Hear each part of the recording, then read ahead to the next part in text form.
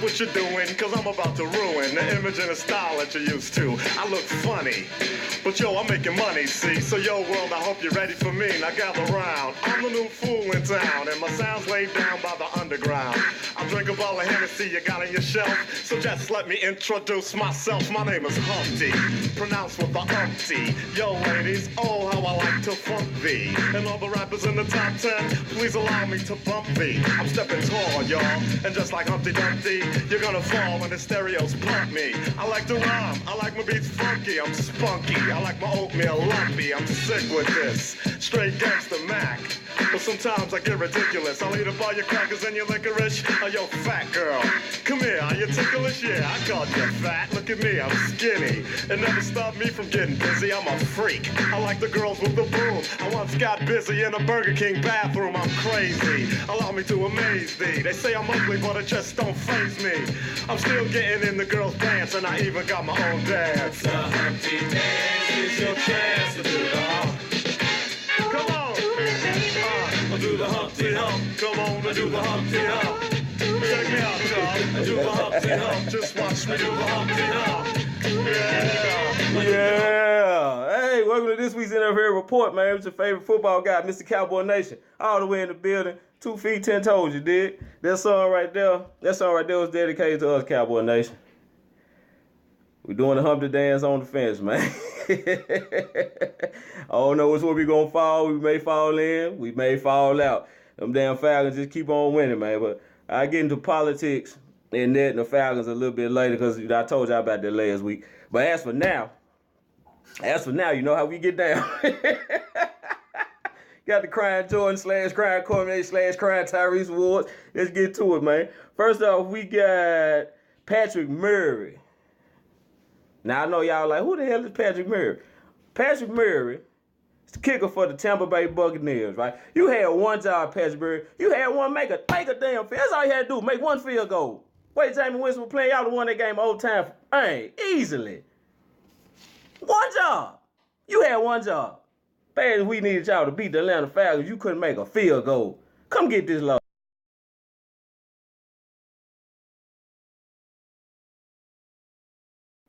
All right, next we got Derek Carr.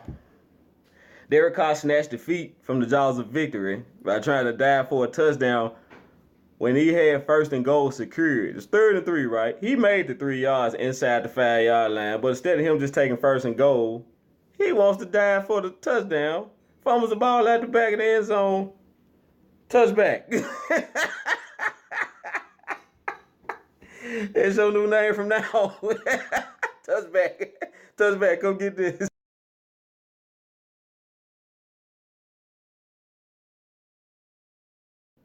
All right, last one, y'all. Last one. So we got. Take my time with this one. Next we got Ben Roethlisberger. Ben Roethlisberger also snatched defeat from the jaws of victory.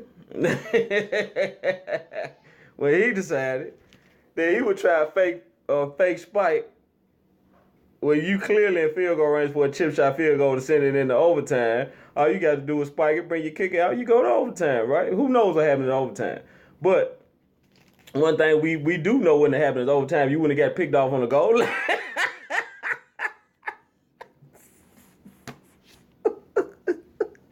So if you didn't see the play, he fake spike. The Patriots wasn't fooled at all. Eli Rogers double covered, tight double coverage, nowhere to put the ball. He still throws it, interception. Patriots win. I don't even know what to say behind that. Come get it.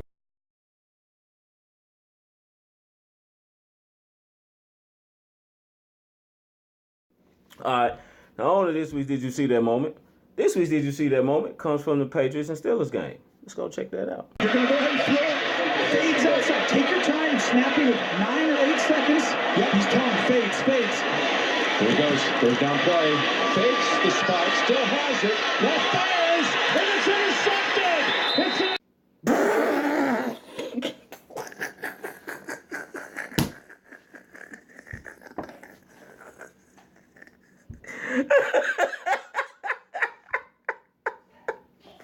Oh my God.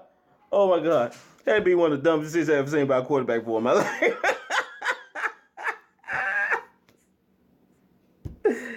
Alright, so this is what we got, right? Gave Rick some time off during the holidays, be with his family. So we got his replacement. We're gonna send it over to his replacement for his take on the play. You dummy!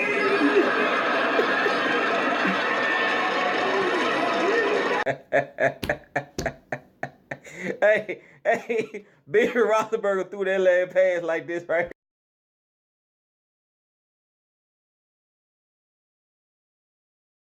All right. Hold on. They tell me I gotta send it back. I gotta send it back to our correspondent. He got something else. So what you got, Fred? I'll spell it for you. D-U-M-M-Y, period. All right, so this is the moment that I asked all y'all to tune in for. This is the answer to the $1 million question. What is a catch in the NFL, right? So I've been seeing you Steelers fans, a lot of comparison to from this play to what happened to Dez in 2014. Not the same thing. So what I got right here is the official rule book of the NFL. This is not a screenshot. I'm on the NFL's website. The official rule book. This is what the officials go by when they make these calls, right? So it goes as follows. A player who makes a catch may advance the ball. A forward pass is complete by the offense or intercepted by the defense if a player who is in bounds, number one, secures control of the ball in his hands or arms prior to the ball touching the ground. All right, so Dez Bryant and Jesse James did that. They both secured control of the ball, right? Number two, touches the ground in bounds with both feet or any other part of his body other than his hands. They both did that. All right, number three, maintain control of the ball after A and B have been fulfilled until he has the ball long enough to clearly become a runner. Now, that's where we start to part ways. Clearly become a runner. How does one clearly become a runner, you ask? Glad you asked. Let me tell you. A player has the ball long enough to become a runner when, after his second foot is on the ground, he is capable of avoiding or warding off impending contact of an opponent, tucking the ball away, turning upfield, or taking additional steps. Dez Bryant took 3 steps. I'm no mathematician, but I think 3 is greater than 2. You see what I'm saying? So that per the rule, his third step is an additional step. He launched at the goal line, so turning upfield. 3 steps upfield, launching at the goal line, right? So per this rule, Dez Bryant established himself as a runner. Per this rule, he established himself as a runner, right? So Jesse James took 0 steps up the field and launched at the goal line. 0 steps. 0 is less than 2. So he will fall on the player going to the ground. Got that right here. Gonna read it for you. A player is considered to be going to the ground if he does not remain upright long enough to demonstrate that he is clearly a runner, as previously stated. If a player goes to the ground in the act of catching a pass with or without contact by an opponent, he must maintain control of the ball until after his initial contact with the ground, whether in the field of play or in the end zone. If he loses, let me go back and read that. If a player goes to the ground in the act of catching a pass with or without contact by an opponent, he must maintain control of the ball until after initial contact with the ground, whether in the field of play or the end zone. I'm gonna let you think about that for a minute. All right, let's go. If he loses control of the ball and the ball touches the ground before he regains control, the pass is incomplete. If he regains control prior to the ball touching the ground, the pass is complete. Cut and dry. Plain and simple. Not rocket science. So, per the rule, Dez Bryant was robbed. Jesse James didn't make the play. So all this, they screwed up. Nah, they did what they supposed to do. They made the call according to the rule. That's what the rule said. That's the call they made. They made the right call. Do I agree with it? Some of them I feel like are catches, but this rule says you got to maintain control through the ground when you are going to the ground. Not after you establish yourself as a runner, when you are going to the ground. Per the rule, once you establish yourself as a runner, you can caught the ball. It's a catch. Dez Bryant clearly established himself as a runner after the third step, per the rule. You understand what I'm saying? So that's why we upset, because we were clearly robbed. Y'all just bitter because y'all didn't make the play. So stop the comparison. It ain't the same thing. You understand? So but on to politics, what I was saying about the Atlanta Falcons and our chances of making the playoffs. Last week I said we had like a 4% chance to make the playoffs, right? Now I think they went up to like 7 or 8 with Green Bay being eliminated and Seattle getting the doors blew off them. So I think our percentages went up a little bit, but it was still a long shot. And like I told y'all last week, with the bromance that Goodell and Arthur Blank got going on, I think Atlanta gonna get the last spot. And for those of y'all who don't know what's going on with Arthur Blank and Roger Goodell, Arthur Blank is chairman of the Compensation Committee. The Compensation Committee pays Roger Goodell. So basically, Arthur Blank pretty much has final say so what Roger Goodell gets paid. And it's also rumored that Arthur Blank, the Giants owner, Mayor, and a couple other owners promised Goodell a lucrative extension via the one he just signed if he suspends Zeke Elliott. I mean, we all know there's no evidence. If you look at the facts of the case, it's clearly screwed. You see what I'm saying? You can tell something's going on. So that's what that per inside source, that's what was going on. A couple other owners, you know, wanted Zeke gone, just mess with Jerry Jones pretty much. And so Jerry Jones was gonna sue the NFL and block the extension, and it didn't work. Jerry Jones didn't get the extension blocked, but what he did get was a couple of key items removed from the extension, such as Roger Goodell electing the chairman of the Compensation Committee as he has been. Like, he handpicked Arthur Blank to be chairman of the Compensation Committee. And, you know, so basically Roger Goodell was handpicking everything, but that's no longer the case. The owners now pick the chairman of the Compensation Committee. And as we all know, Jerry Jones had more than half of the owners ready to run Roger Goodell out. So I'm gonna go ahead and bet that it's gonna be one of them 17 owners that Jerry Jones had behind him was gonna be the next chairman of the Compensation Committee. And if it end up being Jerry Jones, oh my God! So can you imagine Jerry Jones having the final say so over Roger Goodell's pay after he screwed him? You understand? So that's gonna be. Also, the contract that